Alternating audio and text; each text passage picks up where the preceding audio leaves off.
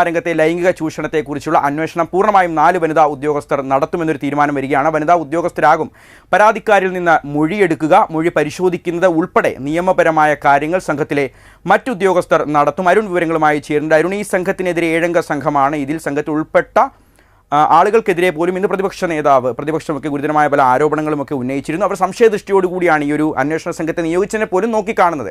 ഇപ്പോൾ എന്താണ് പുതിയ തീരുമാനം? ഓരോ ദിവസം കഴിയുന്തോറും പുതിയ പുതിയ ആരോപണങ്ങളാണ് വരുന്നത്. അതുകൊണ്ട് തന്നെ അന്വേഷണ സംഘത്തിന് മുമ്പിൽ വലിയ വെല്ലുവിളി എന്ന് പറയുന്നത് ഓരോ ദിവസം വരുന്ന എല്ലാ മൊഴികളും, സമൂഹ മധ്യത്തിൽ വന്ന എല്ലാ മൊഴികളും രേഖപ്പെടുത്തണം. ഇപ്പോൾ ക്രൈംബ്രാഞ്ച് മേധാവിയുടെ തീരുമാനം എന്ന് പറയുന്നത് എല്ലാ മൊഴികൾ രേഖപ്പെടുത്തുന്നതും ഈ പറയുന്ന ഇരകളെ കാണുന്നതും മൊഴി രേഖപ്പെടുത്തുന്നതും അതുമായി ബന്ധപ്പെട്ട ശുപാർശകൾ തയ്യാറാക്കുന്നതും എല്ലാം വനിതാ ഉദ്യോഗസ്ഥർ, 4 വനിതാ IPS ഉദ്യോഗസ്ഥരാണ് ഈ സംഘത്തിൽ ഉൾപ്പെട്ടിരിക്കുന്നത്. പൂർണ്ണമായും അന്വേഷണം അവർ തന്നെയായിരിക്കും ചെയ്യുക. ആ മൊഴി എടുക്കുന്നതിന് ശേഷമുള്ള കേസെടുക്കുന്നുവെങ്കിൽ ആ ശുപാർശ സമർപ്പിക്കുന്നുള്ള നിയമപരമായ പ്രശ്നങ്ങൾ ഹേമ കമ്മിറ്റി റിപ്പോർട്ട് പരിശോധിക്കുക. അതുമാത്രമല്ല, ഇത്തരത്തിൽ ഈ വിമർശനം അല്ലെങ്കിൽ ആരോപണം ഉന്നയിക്കുന്നവരുടെ നമ്പറുകൾ ശേഖരിക്കുക, അവരുമായി ബന്ധപ്പെടാനുള്ള അല്ലെങ്കിൽ അവരുടെ മൊഴി എടുക്കാനുള്ള സാഹചര്യങ്ങളും സൗകര്യങ്ങളും ഒക്കെ ഒരുക്കി കൊടുക്കുക.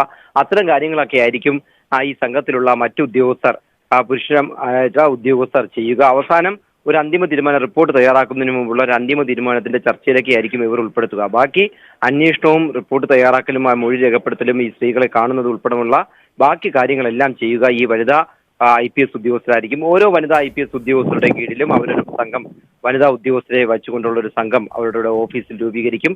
അവരായിരിക്കും നിശ്ചയിക്കപ്പെട്ടുള്ള ഓരോ ജില്ലകളിലും അവരുടെ കാര്യങ്ങൾ ചെയ്യുക. ഈ ഓൺലൈൻ വഴി ഈ ഉദ്യോഗസ്ഥരുമായി ഇപ്പോഴുള്ള ചർച്ചകളൊക്കെ പൂർത്തിയായി കഴിഞ്ഞു.